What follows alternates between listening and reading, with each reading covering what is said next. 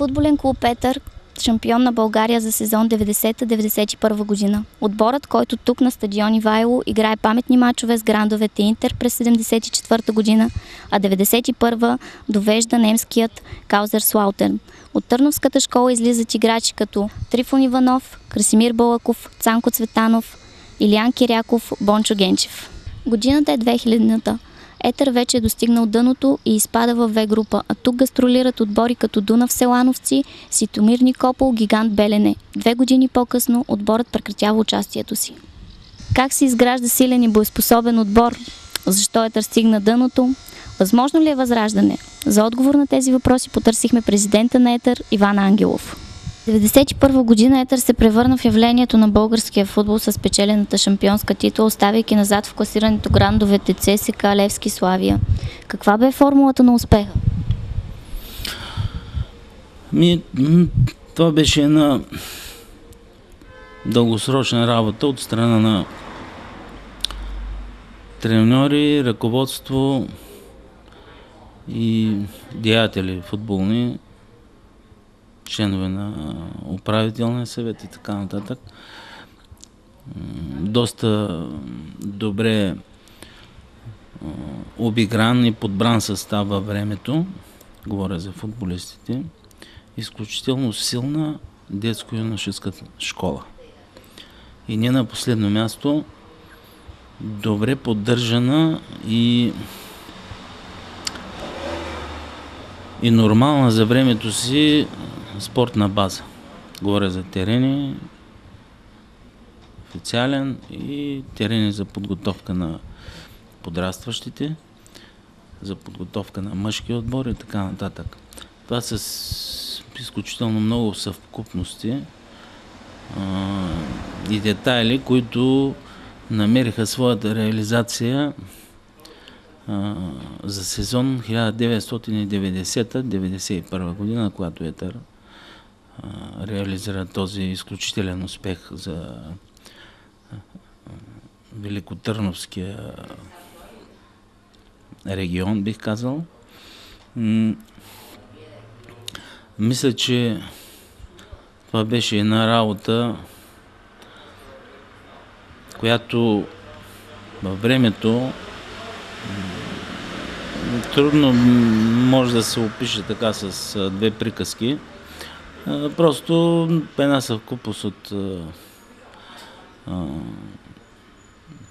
работа на всички нива, на треньори, на футболисти, на ръководство, които във времето дадоха своя резултат.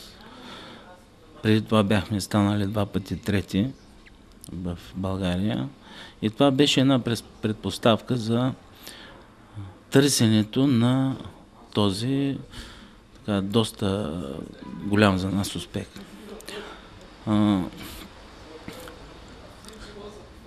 Не на последно място, разбира се, трябва да се отбележи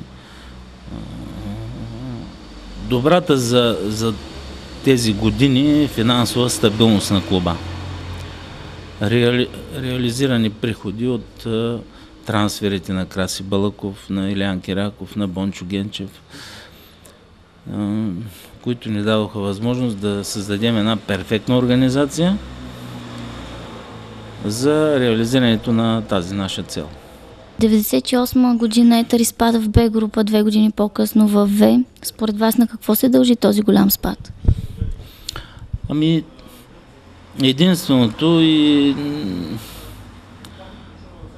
най-важното в това, което се случи, мисля, че беше липсата на финансови средства за оцеляването на Етър. Отдавна бяха свършили траншовите, които ние получавахме за Краси Балъков, за Киряков, за Бончо Генчев. Просто бяхме в една агония, липса на средства. Имахме отбор за да се представим на едно сравнително добро ниво в А група, но липсата на средства беше една от главните причини отбора да се свлече за няколко години в аматьорския футбол. А общината как се отнесе към този въпрос? Подкрепи ли ви?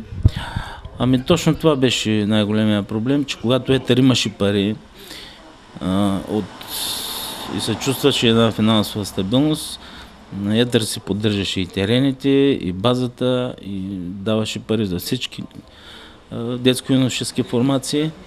Когато дойде момента обаче Етър да получи някаква подкрепа финансова или поне да се плащат консумативи и сега както чувам, че футболисти се хранят, общината обърна гръб на нашия клуб и оттам може би не ги е интересувало толкова футбола, тези, които са управлявали тогава.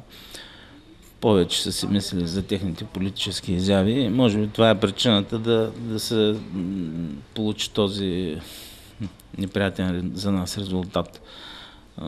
Значи ние имахме звено, което в футболния клуб, което се занимаваше изключително и само с терените, с базата. Терените ни бяха на изключително добро ниво. И за подготовка на подрастващи, и за тренировка на мъжете, и за мъжкия отбор. Но всичко това с времето изчезна просто. И това беше една от главните причини просто никаква помощ. Помощ от много малко хора.